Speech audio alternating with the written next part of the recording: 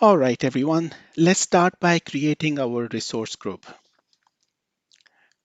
We'll go to the Azure portal, click on the resource groups, and we'll click on create. Now think of a resource group as a container, like a folder on your desktop. Everything we build for Microsoft Sentinel will live inside this container. This helps us keep our resources organized and makes management much easier. So since I have only one Azure subscription, I'll choose and leave it as it is.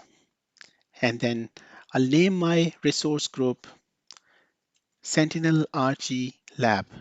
But you can choose a name that makes sense of your own lab environment. A good naming convention is always helpful. For example, including your project environment and region. Something like Sentinel Lab East US could work. This might seem small, but as your environment grows, these details saves a lot of headaches. Next is the region. Think of a region as a physical location of a data center. For example, East US, West Europe, or Southeast Asia. Always try to keep your resources in the same region. Why?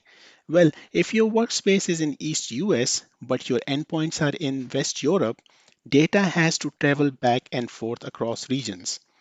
This is slower, more expensive, and can increase latency.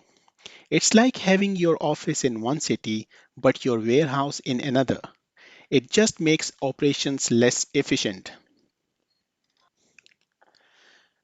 So for this lab, since my subscription is based in East US, I will select East US for my resource group. Now let's go through the creation process step by step. Click Create Resource Group,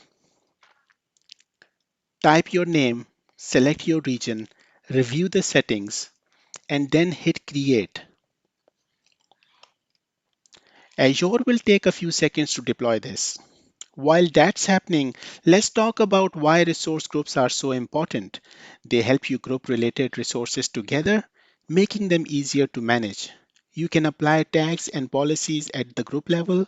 For example, if you want to track cost for this lab, a tag like Project Sentinel Lab helps. When it's time to clean up, you can delete this entire resource group and everything inside will be removed. This is much safer than deleting individual resources one by one. And that's it. Your resource group is ready. Every new resource we create from now on, like virtual machines, Log Analytics Workspace, or storage accounts, will go inside this group. Here is a quick analogy for regions. Imagine your Azure region as a physical data center. If your workspace is in East US, but your endpoint is in West Europe, data has to travel across continents. That can slow things down and cost more. Keeping everything local is like keeping your office and warehouse in the same city. Everything works faster and more efficiently. Before we move on, take a moment to review your resource groups. Notice the location, name, and subscription. These details will affect all the resources we deploy later.